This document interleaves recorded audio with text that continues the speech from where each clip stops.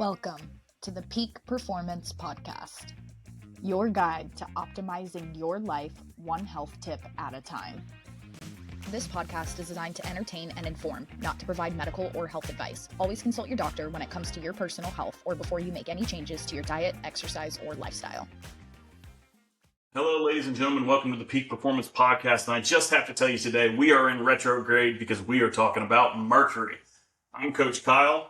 And I'm Dr. K. Thank you for joining us as we explain why licking a thermometer when you're 3 years old has now led to all of your health problems down the road. But really, we're going to talk about mercury toxicity, where you got mercury exposure from, how it could be affecting you, how to get rid of it, even though we have a whole other podcast about how to get rid of it. Let's get into it. Yeah, let's do it. Mercury screwed me up big time. I mean, that was like life-crushing. Mercury. It killed my hormones, killed my mental health, killed my energy. It was terrible. And the biggest question I get, because it's gone now, like most of it at least, it's a long journey. It's gone now, but the question I get is, where'd you get it? Did you eat too much tuna? I get this all the time, probably like 2 or 3 times. And so, Dr. K, where do we get mercury? I don't think it's so much the problem where do we get it, more so the problem is why don't some people excrete it? We're all exposed to mercury all the time. The thing is, most of the population has genetics that allow them to recognize mercury as a toxin and excrete it. The people that get mercury toxicity are the ones where their bodies don't recognize mercury as a toxin, and therefore it builds up, it replaces molybdenum, the mineral, and just accumulates in tissue. Yeah, so there is a caveat to that. You still can, even if you do have good genetics, you still can get mercury toxicity if you're exposed to very high amounts. Acute levels, yes, that's a whole different discussion. If a mercury thermometer, if you drink a whole mercury thermometer, you're going to have problems no matter who you are. But I want to lead into this with a story. So there's a cardiologist in my city. He sends me patients occasionally that have a lot of heart issues. Oftentimes we chelate them, they get better, we move on. But I had this one guy, and he comes to me, a ton of heart issues, really couldn't walk around all that well, a lot of motor issues. And so I'm sitting there, I'm intaking him, and we're talking about heavy metals, and he goes, I used to work for a big engineering company out in the city I'm at, and he was a safety engineer for them. He told me this was back in the 70s. He was working in the lab, and they used to use mercury gauges for whatever they used them for. And one of the mercury gauges exploded and showered him with mercury. He said he had a silver pen in his pocket that cracked. He was covered in mercury head to toe.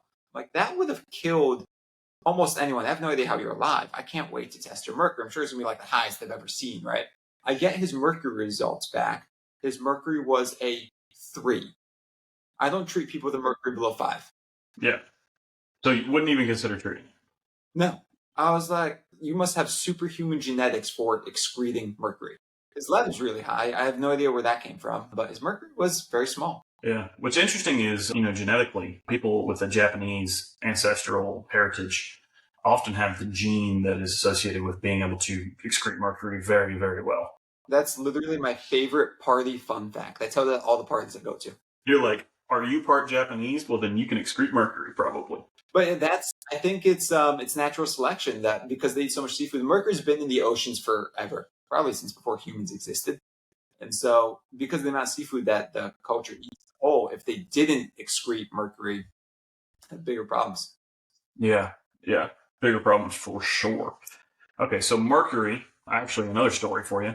I was just hanging out at a conference with Warren Phillips, I think it's Phillips, at Non-Toxic Dad on Instagram. We'll link him in the show notes.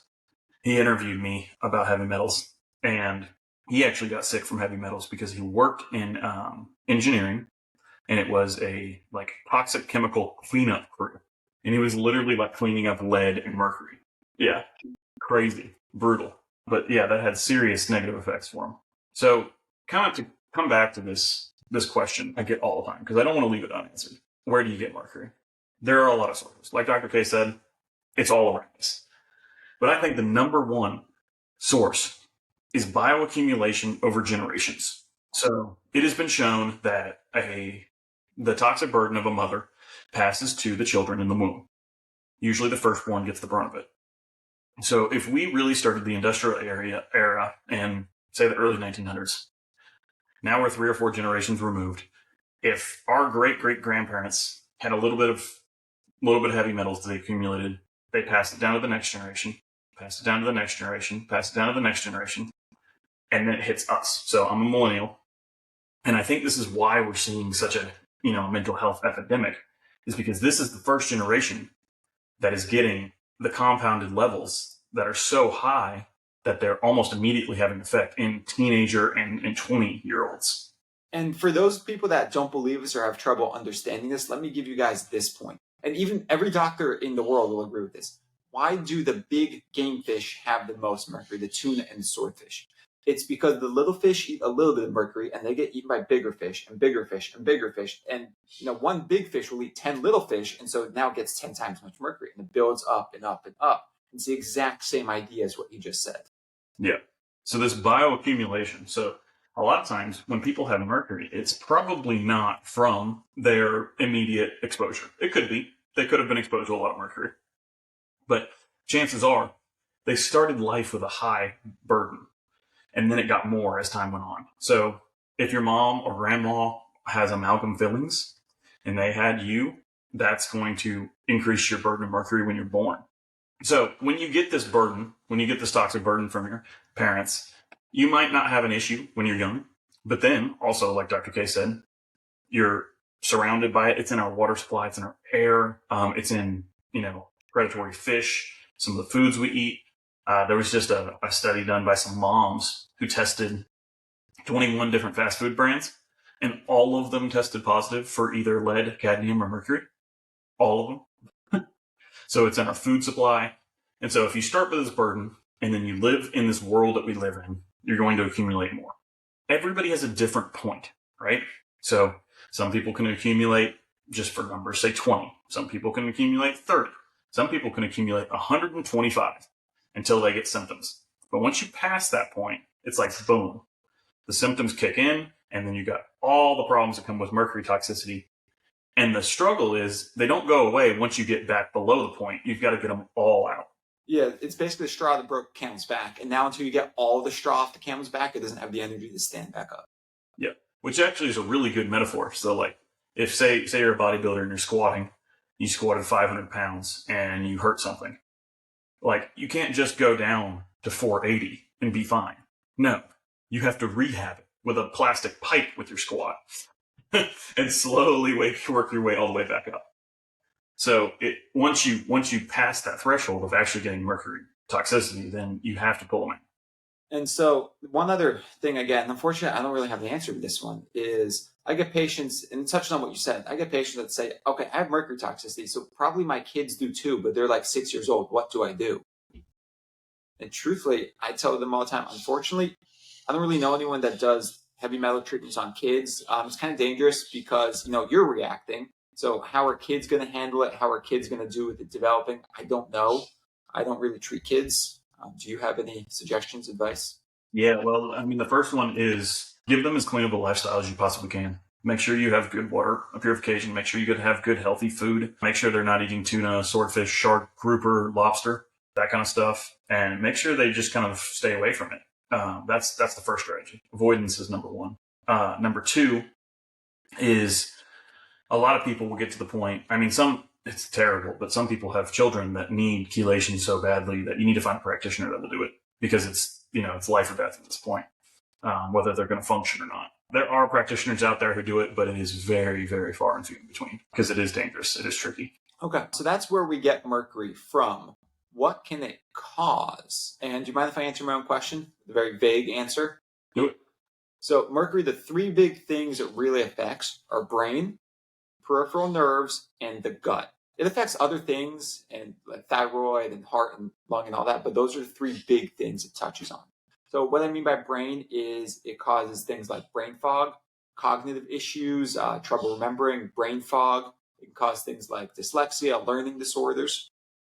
Peripheral nerves, it causes things like proprioception issues, depth perception issues, tremors, stuff like that. And then the gut, it causes IBS-like symptoms, diarrhea, constipation, leaky gut.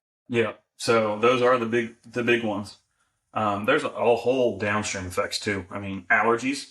If you're allergic to a ton of different things, it could be mercury causing through the gut issues. Well, I'm so happy you touched on that because that has become my favorite secondary topic to mercury. And I'm just going to hijack from here because this is so important. Allergies. the mineral that breaks down nitrates, sulfites, and histamines in the body is molybdenum. Mercury and molybdenum compete for the same receptors in the body, but except mercury is smaller and faster, therefore. So when your body sees both mercury and molybdenum, it's going to allow the mercury into the receptor. And I think we've touched on this before, but I want to re-emphasize it because this is where it's key. So it's going to allow mercury into the cell. It's now going to say, hey, I have all this extra molybdenum, and it starts dumping molybdenum, which I've touched on this before. You can almost diagnose someone with mercury toxicity by getting a low molybdenum level in them.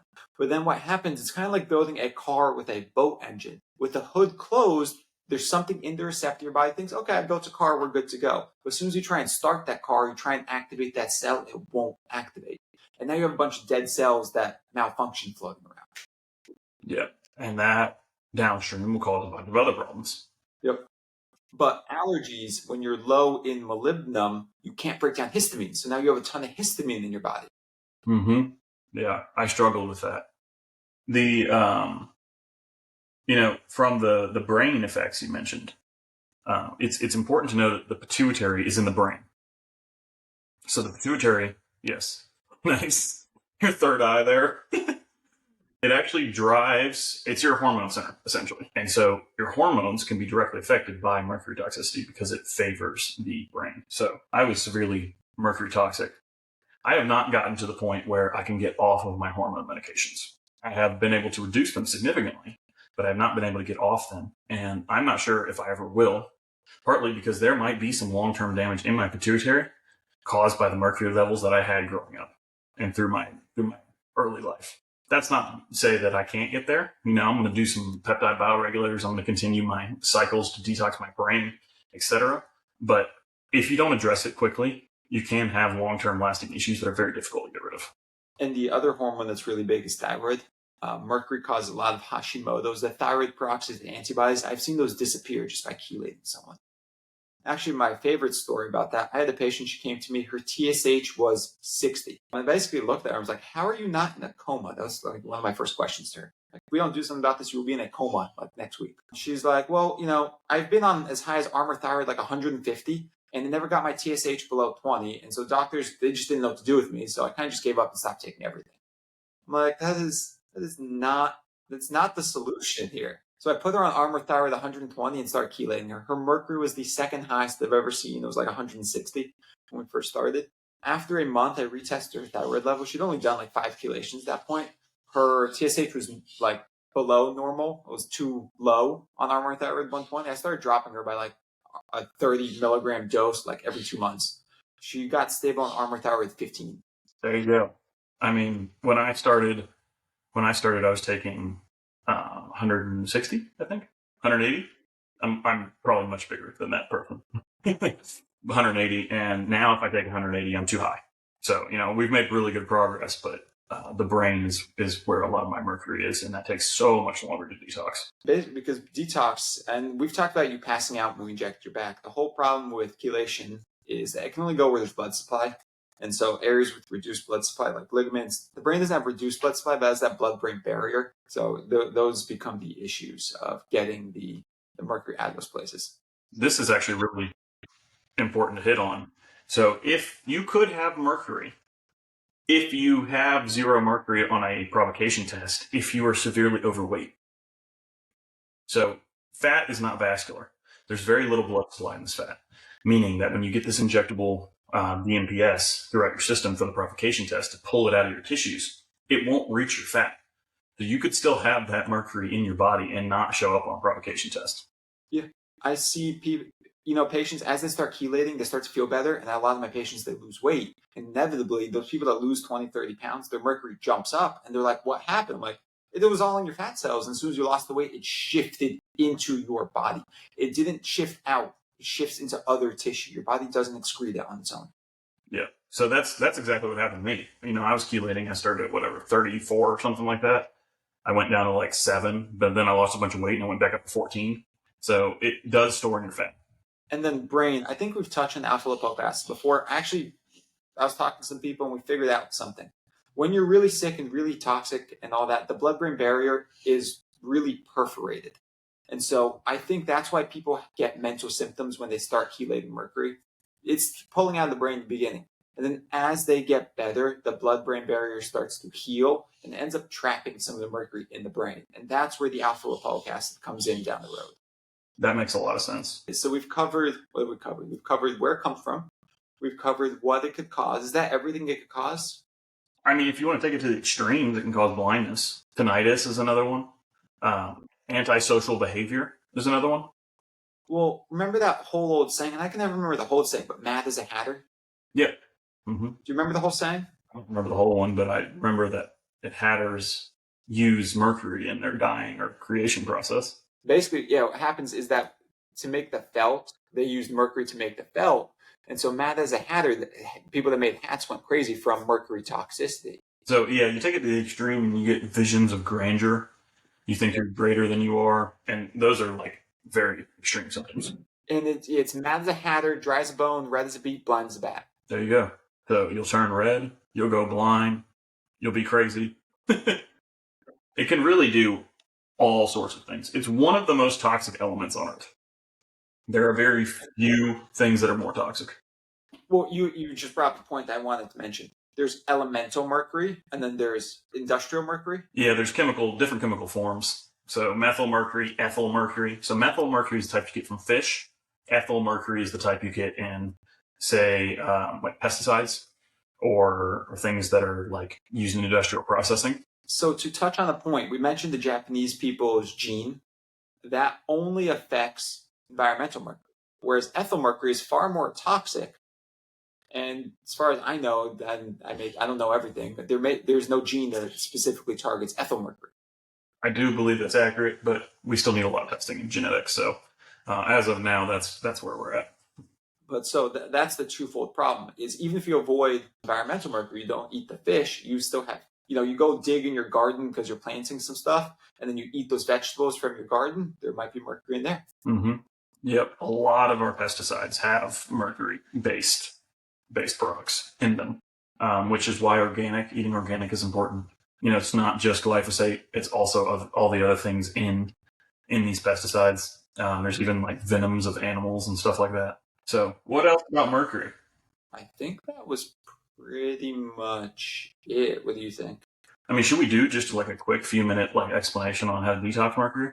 Basically, chelate. Do a provocation test, which is where you collect urine beforehand, do an IV of specifically DMPS. EDTA and DMSA do not give you accurate enough mercury reading levels to assess whether or not you have mercury toxicity.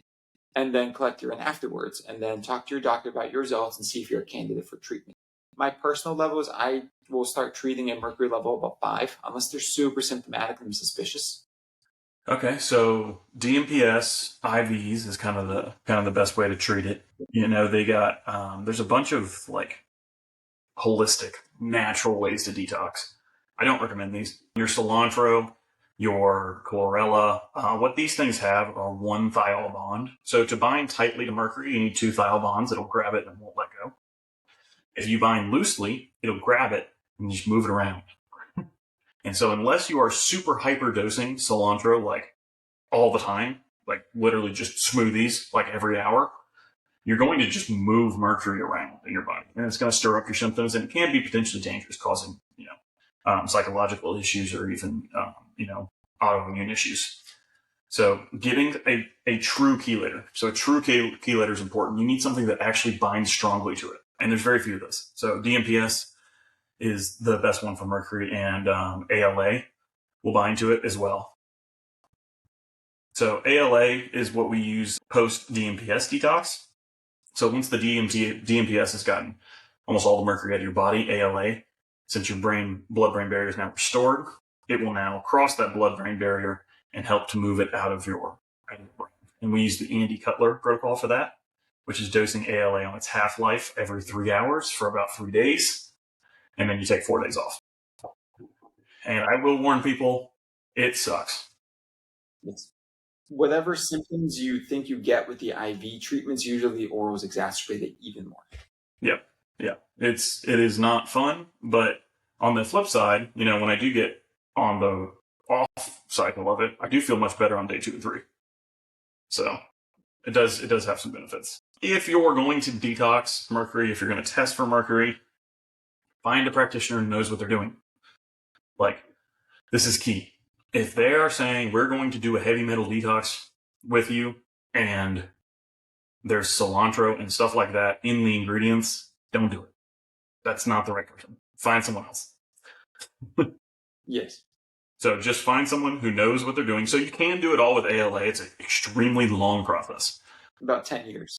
Yeah, literally anywhere from 3 if you have a low burden to 10 years. So it's a very long process if you do it with ALA. If you do it with DMPS and ALA, most people can get it done under 4 years. So this is a marathon. DMPS, it'll usually take you anywhere from a month to 6 months to a year. Yeah, it depends how bad you are. So about 4 to 8 months is the average. And then you do ALA for, I don't know, a few months. The fastest I've seen someone detox their whole brain is about a year. A year? Yeah. So it's a very slow process. So, and you could go high doses on ALA, but again, I don't recommend that. You can speed it up. It just makes it worse. Just take your time, go slow. If you can get to the point where you tolerate it well, and you can go like a medium low dose, then you can have more consistency and do it week after week. And that way you can still make progress. And usually, Dr. K, can you speak to like the bell curve of how people feel during treatment? Like when they start? So normally in the beginning, they hate me. They question why they're doing this. They question their whole lives. Because what's happening is as we're pulling out the mercury, you get a lot of the symptoms of it. Usually the first 10 treatments suck, or the first third, whatever your number is. And after that, you start to level out and you don't feel as bad. You don't feel better yet, but you don't feel as bad. Usually in the final third is when you really start to feel better. And occasionally I have people that disappear in the last third and they're like, oh, well, I'm close enough. I feel pretty good. I don't need to do anymore. And then they stop coming. They're all back in 6 to 8 months because they didn't finish. But that's typically how it goes. Yeah, that's exactly how it happened for me. My first 10, I was like, this sucks. I remember I was drunk after a chelation treatment. I was like, oh. And then after about 10, I felt normal-ish. And then after about 15, 17, I started feeling better after each one. The magic was I lost weight like nobody's business. The first 6 chelations I did, I lost 3 pounds every chelation. Just inflammation, water weight. Yep. And so now we have EBU to speed that up even more. Do a couple of EBUs in the beginning and you'll really dump off that inflammatory weight. Yeah, that's a good combo. Listen to our episode on ozone and EBU treatments if you want to know more about that. So, Dr. K, we've covered mercury pretty extensively. Anything else we should hit before we wrap up? I think that's pretty much it. Sweet. Well, thank you guys so much for joining us. I'm on Instagram at ToxinFreeKyle. This was our podcast on mercury, and this is Dr. K. And I'm Dr. K, or the OsteoDoc on Instagram. Thank you, everybody, for joining us. And as a final reminder, don't lick mercury thermometers. We'll see you guys next time. See you. Thanks for tuning in to another episode of the Peak Performance Podcast, your #1 resource for today's top health hacks and facts. You can follow us on Instagram at the Peak Performance Pod or on X at Peak Perform Pod. You can also check out our website and weekly blogs at peakperformancepodcast.online. Again, thanks for watching and don't forget to subscribe. We put out a new podcast every Thursday. The content of this podcast is provided for informational purposes only and is not intended for the purposes of diagnosing, treating, curing, or preventing any disease. Before using any products referenced on the podcast, consult with your healthcare provider, carefully read all labels, and heed all directions and cautions that accompany the product. Information found or received through the podcast should not be used in place of a consultation or advice from a healthcare provider. If you suspect you have a medical problem or should you have any healthcare questions, please promptly call or see your healthcare provider. This podcast, including Coach Kyle, Dr. K, and producers, disclaim responsibility for any possible adverse effects from the use of the information contained herein. Opinions of guests are their own, and this podcast does not endorse or accept responsibility for statements made by guests. This podcast does not make any representations or warranties about guest qualifications or credibility. This podcast may contain paid endorsements and advertisements for products or services. Individuals on this podcast may have a direct or indirect financial interest in products or services referred to herein.